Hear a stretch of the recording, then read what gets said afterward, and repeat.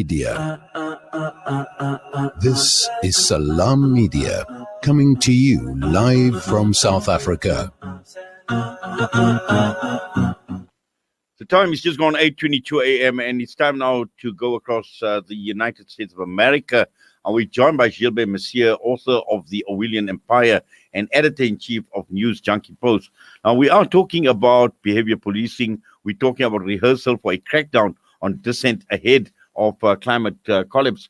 But with regards to COVID-19, and this is an issue that we have been raising over and over again. And we're not saying that the pandemic is not real, but the behaviors that have come out of the COVID-19 pandemic and the consequences. And we've seen, we've talked about capitalism in the past, and we've seen the weakness of capitalism as a result of COVID-19. And now we start seeing populism and the like as well. Gilbert, good morning to you. Welcome to the show. Salam alaikum, Inayat. Always a pleasure to be on your show. Love your introduction. We do have to highlight that the conspiracy theory of denial of the COVID-19 pandemic is completely ludicrous because it's killing people at a phenomenal rate. For example, in the U.S., where I'm at now, where a lot of people are somehow posturing, mainly the Trump supporters, as a matter of fact, are in some sort of denial of it. We have between 2,500 and 3,000 people dying every single day in the past 10 days because a bunch of states are actually refusing to do what's necessary, which is to enforce a strict, regulation of wearing masks and social distancing and the like. And people are very cavalier about everything. They're really, as a matter of fact, in denial. And see, the thing is, there's one thing to be said that, of course, government, and they're already using it, as a matter of fact, they're using it for technique of coercion that could become, of course, very handy in terms of a future breakdown linked to climate.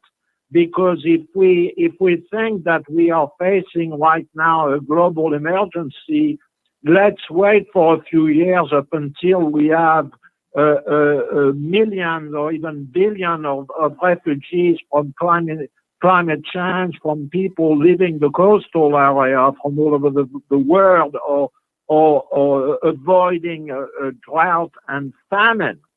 And I actually mentioned in my article that it's also absolutely unbelievable the level of the pandemic has actually increased the level of inequality in the world in a way that is completely unbearable. And this is what we need to talk about here. Never mind this sort of conspiracy theory saying that the globalists want to spread vaccine to depopulate the world and so on and so on. The real issue here is, as always, a mean to concentrate wealth, and capitalism is a very, very shrewd, as if we can consider it to be a body. Of course, it's not a body; it's specific people. But Wall Street right now, the global financial market, and I mentioned that in my News Junkie Post article, is doing extremely well. As a matter of fact, it has hit almost record high. And this is in complete contradiction with the fact that we are not even in a recession. We are in the depression. We are in depression in the U.S. We are in a depression in the EU. The only country that is faring a little bit better would be China. But China does manipulate that data, and I do believe, well, they have the pandemic better under control, but I do believe that there's also a lot of stress within China in terms of inequality. Okay. Now, but what I want to mention here is something that is going on, because we still have in the U.S., and I was mentioning the people that support Trump, and I'm in an area, as I've mentioned before on the show, which voted an area of the country which are called Trumpistan, and it's an area that voted here, my specific area, 95% for Trump. Now, there were people who were sort of depressed at first, and now they are thrilled about the fact that the election is going to be going to the Supreme Court. In fact, very likely today, Friday the 11th here in the U.S., the election are still if you wish, in a very dangerous constitutional limbo. And that is because, and I cover that with you on your show during the election, because of Trump's refusal to concede to Biden. You know, it's almost like right now, this country, which is supposed to be the most powerful country in the world, has two presidents. Okay? So what is supposed to be the United, with an emphasis on United States of America, has become de facto the disunited States of America. And I will explain. You have states more or less matching, if you wish, the Confederacy of the U.S. Civil War, which are trying to overturn Biden's win, which is factual, on behalf of Trump, using legal action, which they filed with the Supreme Court, okay? In the U.S., you have a Supreme Court which is composed of 9 judges, okay? Those 9 judges are chosen by presidents. Trump has picked 3 of them. They nominated for life. For your listeners, they might not know. And unfortunately for this country, 3 of them died during his term. Okay, one of them very recently. So it could potentially, those 9 judges could potentially decide the outcome of the election, okay, of an election where 154 million people voted, okay? So this constitutional crisis has absolutely no precedent in U.S. history if you discount Abraham Lincoln's election in 1960, which, by the way, promptly made 13 states of the South, the pro-slavery states, to first secede, then quickly afterwards enter a full-blown war against the Union state in the North, Northeast, and West. You know, in our little case here, the lawsuit... Gilbert, sorry, can I just stop you there for a minute, please? I need to just go for a quick ad break. We'll come back and we'll continue. They say breakfast is the most important meal of the day, yet many children go to school hungry because of poverty. Penny Appeal's Breakfast Club aim to get a warm, hearty meal to underprivileged children so they can spend the day prospering in their schoolwork. Help feed a needy learner by visiting our website on www.pennyappeal.org.za or call 031 1100 573 to find out how you can donate. Penny Appeal. Small change, big difference. Dad, well, I've been chatting with an investment broker today and... Broker? Did the broker tell you that our economy is a mess? There's bushfires in Australia, America wanted World War III, and now the coronavirus is traveling around the world. Well, I also thought about purchasing some crypto. Crypto? What's that, like another pyramid scheme? I don't trust what I can't see. There's an apartment in Belito. So whole your family will be asking to stay there for free. And what if the government takes it away, eh? Dad, I don't think it works like that. I'll tell you what works. Gold. At your age, I invested in gold coins and it paid for your university fees and your wedding. No contracts, no agreements. Your investment is in your hands and you own it. With a 70% growth in only 5 years, do you still doubt gold investment? Contact RJ Coin today, 031 202 4701, or visit them at 151 Stephen Lamini Road in Musgrave, Durban. Randery Jewelers Gold Coin Exchange, your passport to gold investment. Med Medicine Depot, retail pharmacy and emergency medical depot. Conveniently situated in the Med Medical Center, corner Burger and Bosel Street, Pietermaritzburg. We provide safe, affordable and convenient medical facilities. Open till 10 p.m. every day of the year. We have a full house clinic that operates from 2 p.m. to 7 p.m., which is run by a qualified sister. The clinic offers immunization, vaccination, wellness, general consultation, and more. Call Med Medicine Depot on 033 3421 Med Medicine Depot, your pharmacy of choice. Kiki's, the taste with a kick. Our revamped exclusive restaurant and takeaway now opened. Kiki's strives to serve you and your family with a wide variety of delicious meals. Enjoy our famous chicken, shish, burgers, pasta, pizza, and many more weekly in-store specials. We offer Friday buffet and bripet with a difference. We cater for corporate functions, velimas, and events. Perja facilities provided. Our exciting competition gourmet menu and new menu to be released at our launch. Visit Kiki's at 235 Matthews Mayue Road, Old Stemford Hill Road, Durban. Call 031 209 0119. Kiki's, the taste with a kick.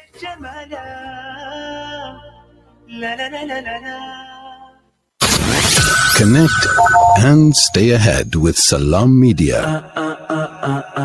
This is Salam Media, coming to you live from South Africa. The time is just gone 8:33 a.m. and we are talking with Gilbert Mercier, also of the Orwellian Empire. Gilbert, just to continue, and I know we do have limited time, but there's so much that we need to talk about. And when one looks at the winners and the losers coming out of this COVID-19 pandemic, and you articulate this very well in your article, where you speak about online shopping providers such as Amazon, for instance, and how they have benefited to the extent where the CEO, Jeff Bezos, are obviously becoming trillionaires while millions of ordinary people are dying of hunger. You also speak about the vaccine boon, which is now going to be a Christmas bonus for Wall Street, and also at the same time looking at some of the other issues in terms of the draconian measures, police states, laws, obviously, that give powers, untold powers, and all of this at the end of the day causing untold damage and increasing that social inequality divide that you speak about. Yes, exactly, Inayat. And the thing is, it's kind of it's a little bit of a trying game here. And in France, for example, France right now is there's a lockdown, and there's going to be a curfew during the Christmas holiday, which is completely unheard of. There will be a curfew from 8 p.m. up until 6 a.m.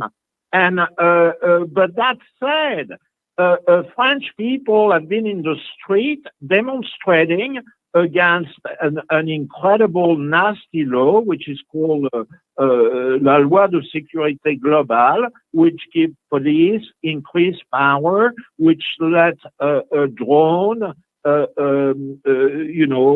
do surveillance on demonstration. And the thing is, as the structure, because we have a systemic, we're going to have, and I'm not the only one that say that, we're going to have at some point a systemic collapse. So the people in power, the very, very rich people, what I call the billionaire class, and the political surrogate, are trying to find a way so they can actually control the situation and stay in power. But what I'm saying to everybody here is it doesn't have to be like that, because what French are proving, and they've been doing that last Saturday, the Saturday before, and they're going to do that again this week, they're proving that taking to the streets or doing strike, doing action like that can have some power. And what we do have as people worldwide, we have the power of the number, we have the power of not necessarily playing the game. I explain, nobody has to order from Amazon. Okay, a lot of people use Zoom, but they could use another platform, or they could, I always encourage people, if they can, to shop locally, or actually shop as little as they can. A lot of people are starting, are actually doing the right thing. And it's not only in the countryside, it's in cities. A lot of people, for example, are growing vegetable garden on rooftops, okay? Stuff like that, stuff that doesn't seem to have a great deal of impact, but that is a way to sort of how should I say this? Reclaim our life, okay? It doesn't have to be that way. You don't need to have the Jeff Bezos, the Bill Gates of the world, and all the rest of us. We can actually have a world that is fair, just, and really address the issues, because government right now, worldwide, are not addressing climate change. Even the Paris Climate Accord is completely doesn't really apply right now. I mean, my partner on News Junkie Post, Daddy Sherry, she's a scientist, and she wrote an article a year ago. It was called "Dying by 2 Degrees," and basically, we are going to be not at 2 degrees Celsius warming, but at 3, okay? So that spells a complete disaster. That spells a collapse for humanity. So, okay, focusing on COVID-19, okay, that's understandable. But this entire obsession on COVID-19 and vaccine and way to suppress it and create this sort of paranoia in the head of people so they don't live anymore, that's not healthy. But I want to quickly go back to the U.S. situation, which is completely anachronic and surreal and not covered internationally. So we have the state of Texas suing first state, and the state of Texas was joined by 17 other states, okay? What I want to say, it's very likely that the Supreme Court will dismiss it, but they could rule in favor of Texas and in reality of Trump, but the person that expressed that the opposite point of view the best was actually the Attorney General of Pennsylvania. His name is Josh Shapiro, and he wrote in his brief, and I'm quoting it to the court should not abide this seditious abuse of the judicial process and should send a clear and unmistakable signal that such abuse must never be replicated. We have in what's supposed to be one of the greatest democracies in the world, and that's debatable, we have right now a crisis, and we came very, very close, and it's not over yet, of literally having a fascist coup, because this is what Trump is about. He would have been reelected for another term. He could have said, I'm going to change the constitution and scrap the term limit and become president for life. This country right now is like a banana republic. It's kind of like, if you wish, those African countries where the president doesn't want to leave anymore because he's a crook, because he has done all kind of crime. And he does a coup to become president for life. It happens all the time. And the fact that it can happen in a country like here should be a concern to everybody. And that includes people that seem to enjoy the sort of decay of the US, such as, for example, Russia. Okay? The Kremlin seems to be enjoying very much and kind of in a way fueling it, the fact that this country is in a way, in a constitutional way, falling apart. No, to me, this is not productive. We should not wish on any country to fall apart. We should not wish on an election where 154 million people participate generally to feel like their vote will not count. Okay? You can vote, the vote should count. That should be like that in all countries in the world. And if you're not happy with your politician, you should be able to take them out of power. And also, politicians should not be in the back pocket of capitalism. And that's the problem right now. Politicians are financed by this capitalist machine. And that is a huge problem. And that's why we have such a very, very poor form of democracy.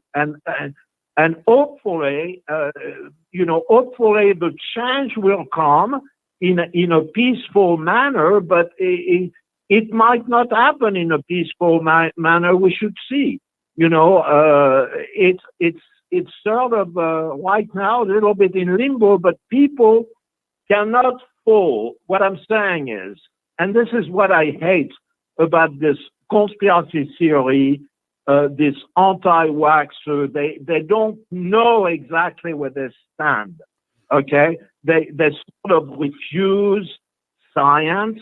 Okay, yeah, okay, those vaccines are not the panacea. They're not going to treat everything. And it's also a money machine, but that's one aspect. Well, but Gilbert, that doesn't mean... Yes, Gilbert, I know, obviously, you and I, we can talk for a very, very long time, but unfortunately, time is of the essence. This is a drive time show, but I'm sure you and I will get in touch with each other, talk about these issues from time to time, or possibly even arrange a full broadcast, a special broadcast to get into some of the detail that you have been talking about. But as always, I know it's a huge sacrifice on your part, early hours of the morning for you in the United States of America, but staying up and talking to us here at Salam Media. We appreciate it. We value your time, and please take care and stay safe. Thank you very much, Inayat. Gilbert Mercier joining us this morning, and I think what he says makes a lot of sense. And one of the issues that Gilbert writes about, and he speaks about one of these stupid, empty slogans of the pandemic was, "We all in this together." And he goes on further to say, and we know it, with this unbearable mismanagement of COVID-19 from the get-go, what an insult to people's basic intelligence. No, there is no together at all in all of this. It's just dog eat dog social construct. And this is what Gilbert is talking about, the obscenity of it all. And when one looks at global capitalism and its political surrogates as a giant wealth concentration machine. And that is what we see: insane profiteering from a pandemic, insane profiteering from misery of people. The time is just gone 8:46 a.m. We come back, we're looking at the problem or the scourge of begging, and almost 700 children in the eThekwini metropolitan area are believed to be part of a child begging network that operates, raking in at least 2 million rand each and every